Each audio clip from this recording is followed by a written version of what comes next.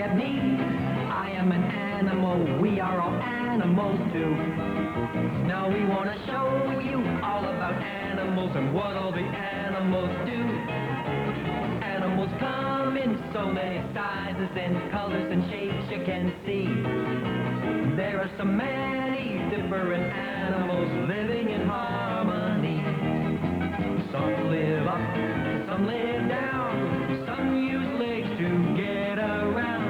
Some are wet, some are dry, living together side by side on land and sea and in the sky.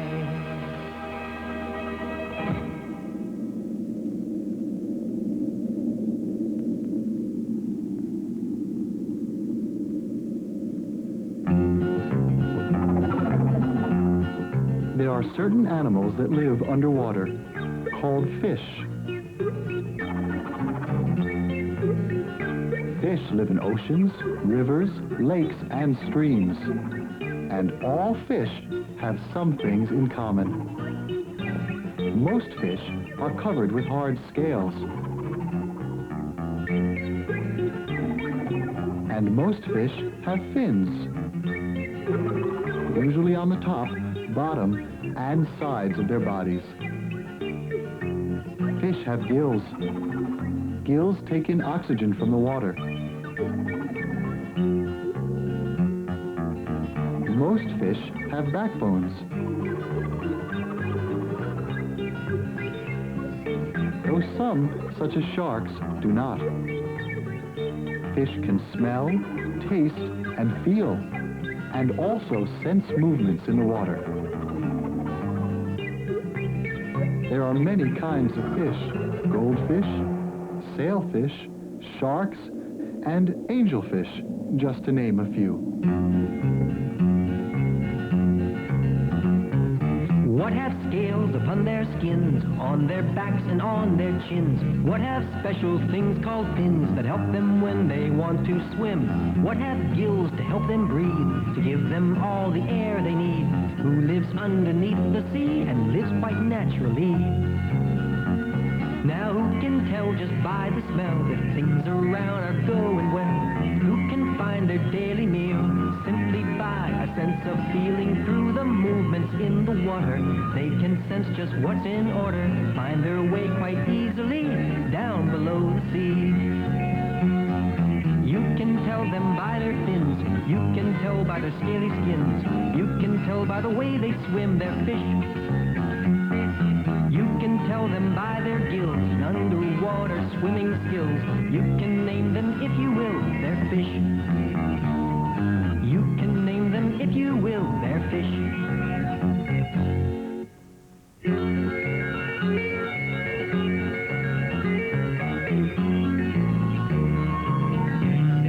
Fish swim by moving their fins and their tails.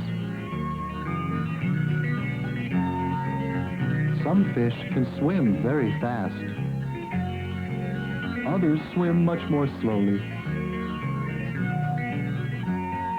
Fish that are fast can escape their enemies. Others must depend on their size, or protective body covering, or poisonous spines that keep other fish away.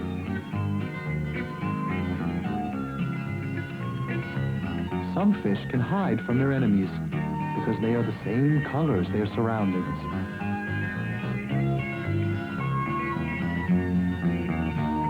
Most fish are hatched from eggs. And as soon as they're born, baby fish have to care for themselves.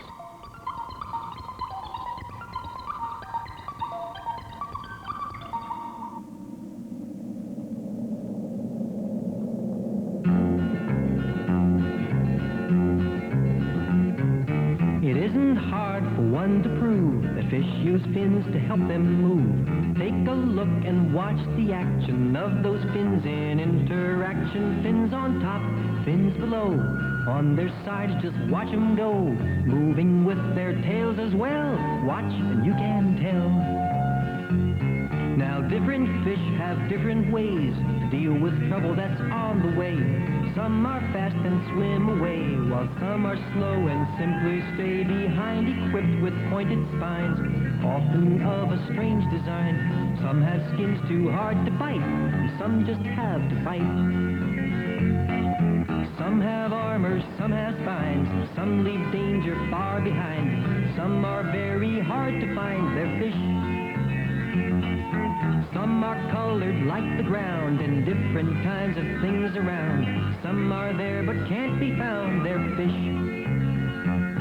Now some fish like to swim alone, like exploring on their own. Some fish simply love to go to places far away from home. But some fish like to swim with others, live their lives with one another. Fish that always swim in schools and live by certain rules. Some will swim alone and free, some will swim with friends, you see. All live underneath the sea, they're fish. Underwater you will find animals of strange design. Let me hear it one more time for fish. Let me hear it one more time for fish.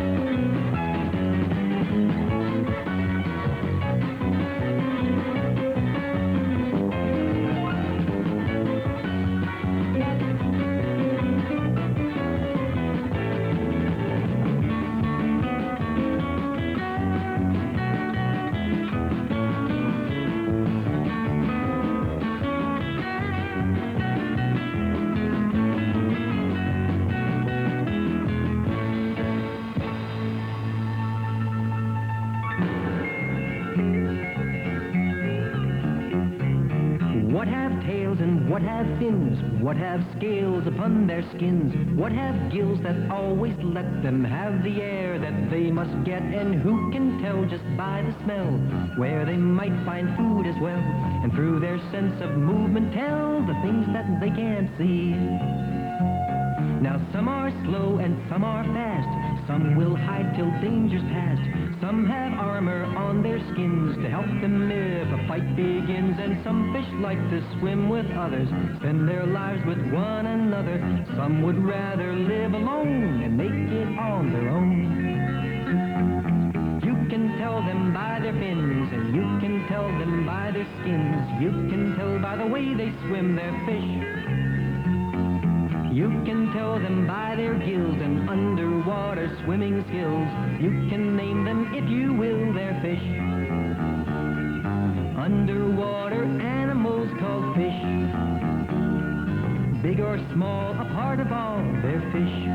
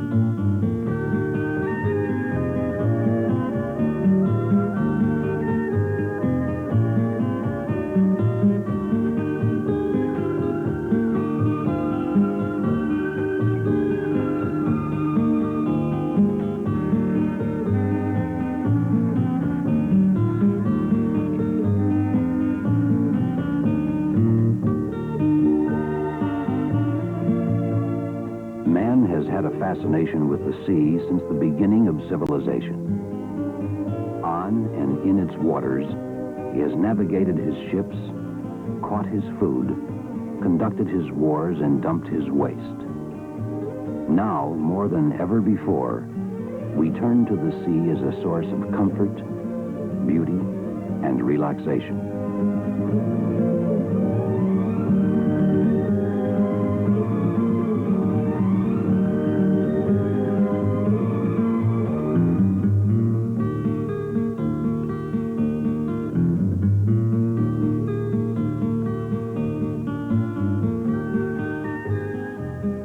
Ancient legends picture the underwater world as a gloomy, hostile environment where divers encountered crushing pressures, violent currents, and countless unknown dangers. With the invention of the aqua lung, man has discovered that most of these legends are figments of the storyteller's imagination.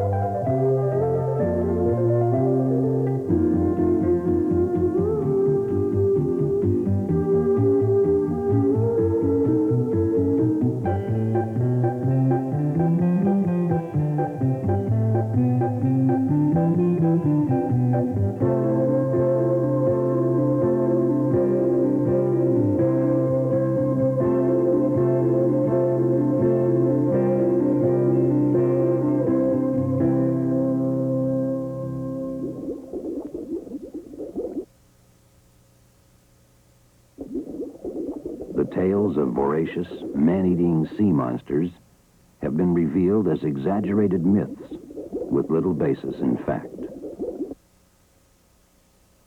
The animals which give divers the most trouble are not man-eating monsters, but small creatures such as the sea urchin, whose needle-sharp spines drive easily into the flesh at the slightest touch. This and the stinging organisms of the fire coral are the greatest nuisances.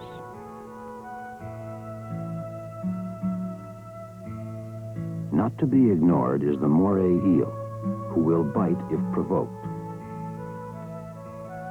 The scorpion fish, who is camouflaged to look like part of the reef, has sharp spines amongst its fins, which can cause a very painful wound. One must also be careful not to step on a stingray, since he has a spike-like spine at the base of his tail for his protection. However, these creatures do not attack, and a few painful experiences soon teach a novice diver to leave them alone. But most sea animals are friendly, and sometimes even playful.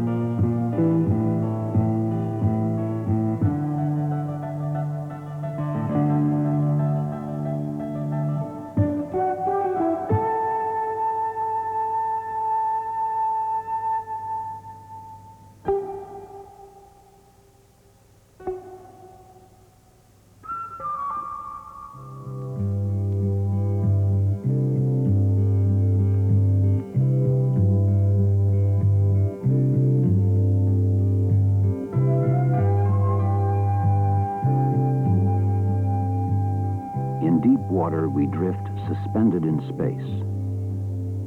The burden of gravity gives way to an exhilarating weightlessness. There is no sensation of pressure and no discomfort. You seem to be soaring between sky and earth, free to explore any dimension of this mysterious realm.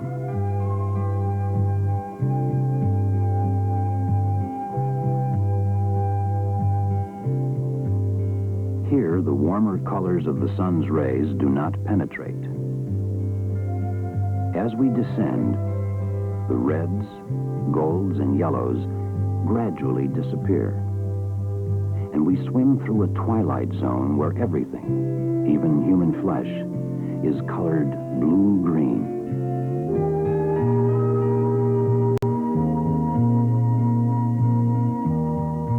The compressed air we breathe can become poisonous if we go too deep. Nitrogen, which is harmless near the surface, has a narcotic effect in deep water. The risk of becoming paralyzed by decompression sickness or the bends is a diver's biggest concern. Therefore, a safe dive is planned within limits of the decompression tables, watching the depth and time spent underwater carefully.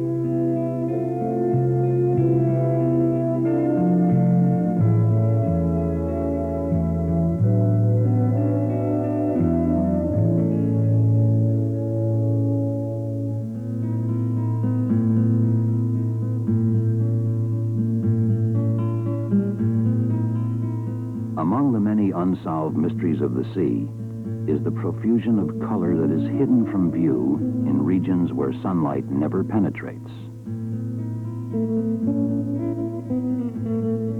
In the blue-green twilight zone of deep water and in the shadows of submerged caves, scenes of brilliant, lavish color exist.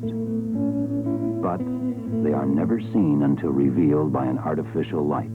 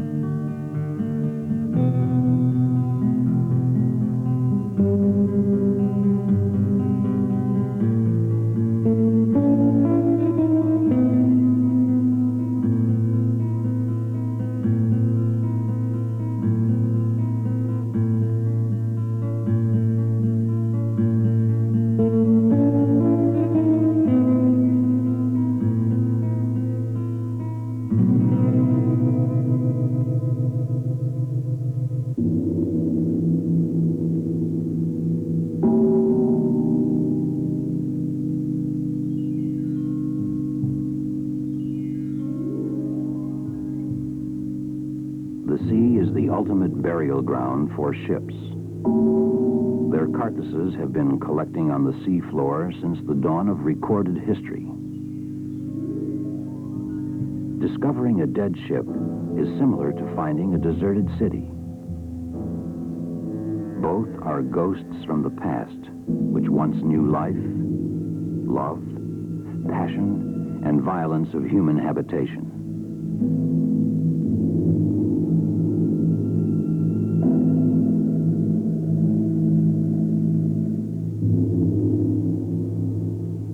This ghost of the sea, which is now the home of marine creatures, was once a home for sailors.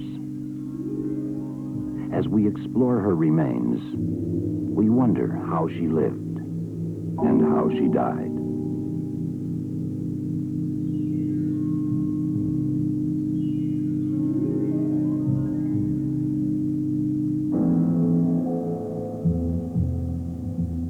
Our fear of sharks is said to be instinctive, inherited from a primitive past. And these fears are magnified by tales of an occasional attack. However, the danger is greatly exaggerated. Sharks inhabit all the oceans of the world, and if they really preyed on humans, no public beach would be safe for swimming. Most sharks are so cautious that divers rarely see one. And the possibility of attack is less than the danger of being struck by lightning.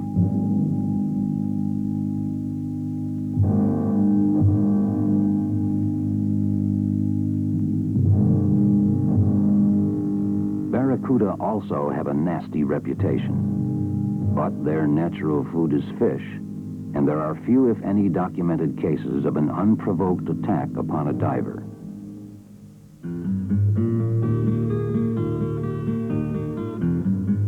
The time has come to end our brief visit into the world beneath the sea.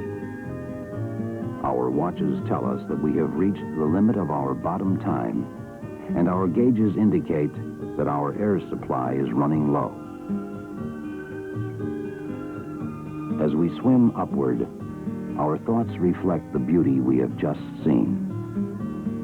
Whole cities of staghorn coral tower in peace over a landscape of brain coral.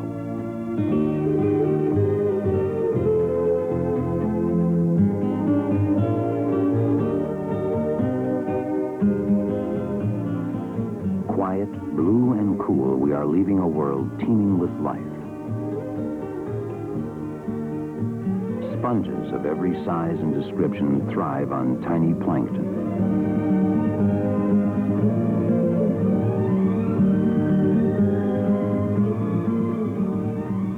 Angelfish, groupers, tomtates, and jacks. Anchovies. Lobsters. Goatfish. And wrasse. Families, nations, and galaxies of fish. A whole universe of life swarms here.